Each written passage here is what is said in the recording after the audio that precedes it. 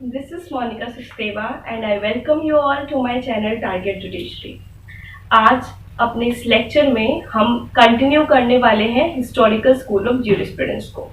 हमने last video में यानी कि प्रीवियस वीडियो में हमने हिस्टोरिकल स्कूल को समझा था, उसके चीफ एक्सपोनेंट्स देखे थे और साथ ही साथ सैविकनी को भी पढ़ा था। अगर आपने वो वाली वीडियो मिस कर दी है तो ये रहा उसका लिंक।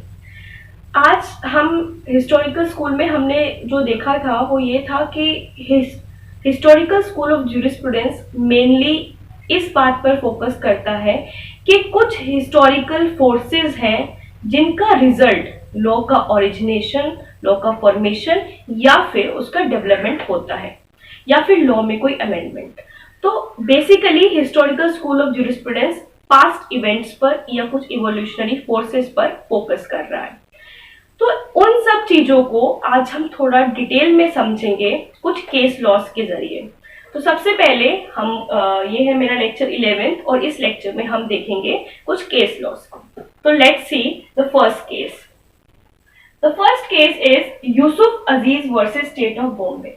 देखिए, आपने अभी जो 2017 में एक जजमेंट आया था जिसमें एडल्ट्री को डीक्रिमिनलाइज कर दिया गया था, तो उसी क्या हिस्टोरिकल बैकग्राउंड हम इन केस लॉज में देखने वाले हैं। सबसे पहले एडल्ट्री को चैलेंज किया गया था यूसुफ अजीज केस में। इस केस में कोर्ट ने क्या हेल्ड किया था कि एडल्ट्री एक्चुअली चैलेंज क्वेश्चन ये राइज हुआ था कि क्या एडल्ट्री के लॉज फंडामेंटल राइट जो कि आर्टिकल 14 और 15 है, आर्टिकल 14 और 15 को क्या एडल्ट्री लॉज वायलेट करते हैं। तो this was the question which was raised in this case.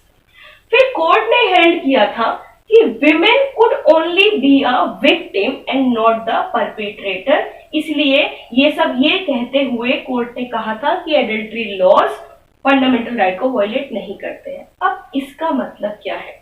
तो कोर्ट का मानना ये था उस समय में, 1951 का केस है ये, उस टाइम कोर्ट ने कहा था कि विमेन केवल विक्टिम हो सकती हैं, ना कि परपेट्रेटर। परपेट्रेटर का मतलब वो कहने का सेंस ये बैठता है कि विमेन क्राइम कर नहीं सकती, मतलब विमेन ऑफेंडर नहीं हो सकती हैं, वो केवल विक्टिम हो सकती हैं। तो उस समय क्योंकि जैसी सिचुएशन प्रिवेल करती थी, क्योंकि of course we are living in a kind of a patriarchal society और उस समय वो चीज ज्यादा थी, तो उन सब सिनेरियो को देखते हुए कोर्ट ने ये जजमेंट दिया था।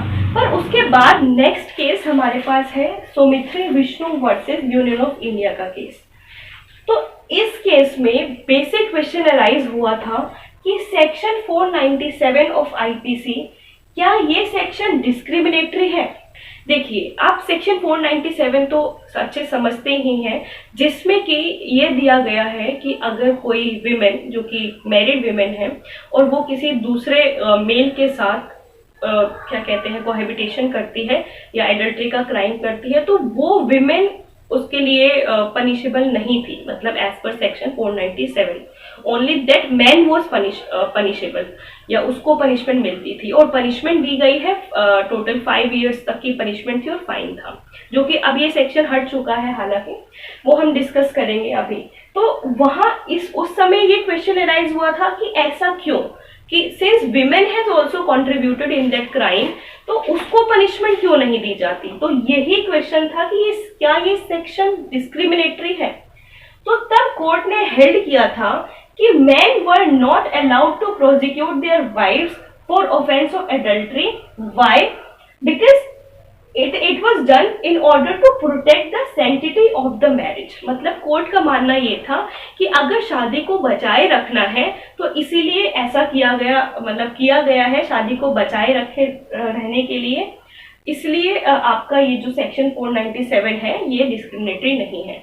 तो कोर्ट ने क्लियर कट वर्ड्स में ये बोल दिया कि सेक्शन 497 इज नाइदर डिस्क्रिमिनेटरी, और उससे पहले हमने पढ़ा कि 497 फंडामेंटल राइट्स को भी वायलेट नहीं करता। उसके बाद 2017 में एक अभी रिसेंट जजमेंट आता है Joseph shine versus union of India का। तो आइए उसको डिस्कस करते हैं। Joseph shine versus union of India के जजमेंट में क्वेश्चन ये आता है फिर से कि क्या सेक्शन 497 लीगल है या फिर मतलब ये डिस्क्रिमिनेटरी तो नहीं है। तो कोर्ट हेल्ड करता है कि section section 497 of IPC deprive कर रहा है एक विमेन को उसकी प्राइवेसी से, डिग्निटी से, ऑटोनॉमी से।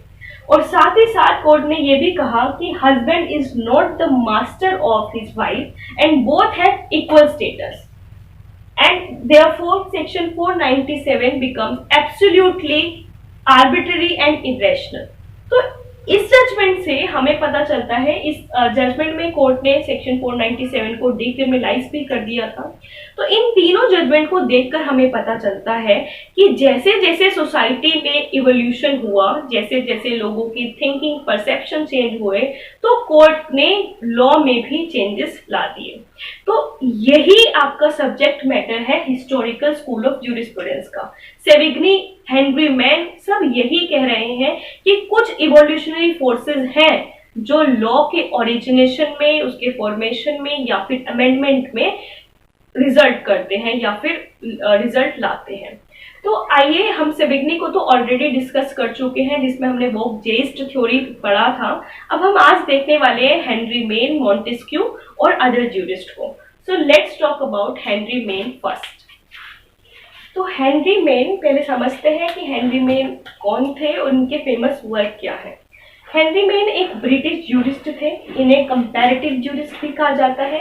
कंपैरेटिव ज्यूरिस्ट इसलिए कहा जाता है क्योंकि इन्होंने अलग अलग कम्युनिटी के लीगल स्ट्रक्चर को कंपेयर करके ज्यूरिस्प्रूडेंस को समझने की कोशिश की है। और साथ ही साथ हेनरी मेन एक हिस्टोरियन भी थे, यानी कि इतिहासकार। और इनका फेमस वर्क है एंशिएंट लॉ, जो कि 1861 में इन्होंने लिखा था।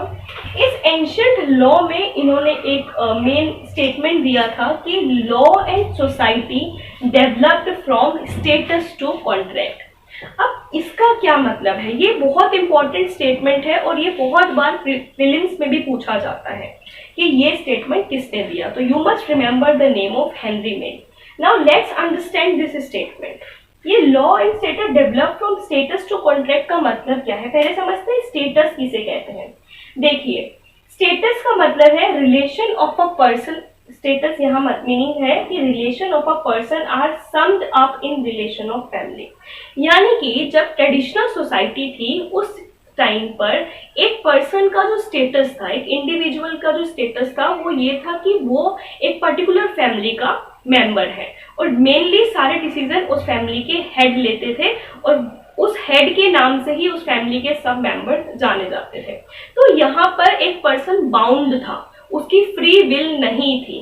तो इसीलिए बोला, हेनरी मेन कहते हैं कि लॉ और सोसाइटी डेवलप होते हैं जब स्टेटस कॉन्ट्रैक्ट में चेंज हो जाता है। यानी कि अब कॉन्ट्रैक्ट का मतलब, कॉन्ट्रैक्ट से वो कहते हैं कि जब एक पर्सन की ऑब्लिगेशन अराइज हो रही है फ्री अग्रीमेंट से, क्योंकि अब सोसाइटी चेंज हो गई है, मॉडर्न सोसाइटी है।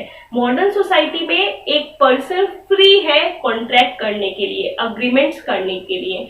तो इसलिए हेनरी मेन का कहना है कि लॉ और सोसाइटी डेवलप हो पा रहे हैं क्योंकि जो डेवलपमेंट आया है या इवोल्यूशन आया है स्टेटस टू कॉन्ट्रैक्ट वाला। तो इन रीजंस की वजह से लॉ और सोसाइटी में भी बहुत सारे चेंजेस आए हैं।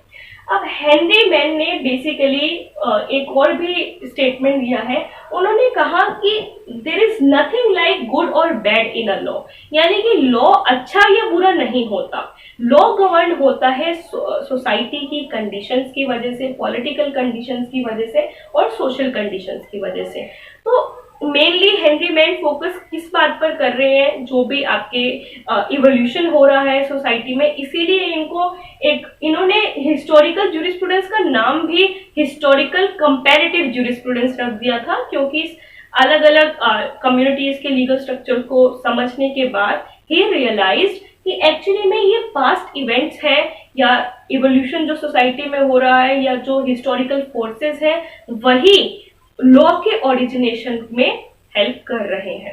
तो बेसिकली हेनरी मैन का ये सब थ्योरीज है, ये स्टेटमेंट है which you need to remember.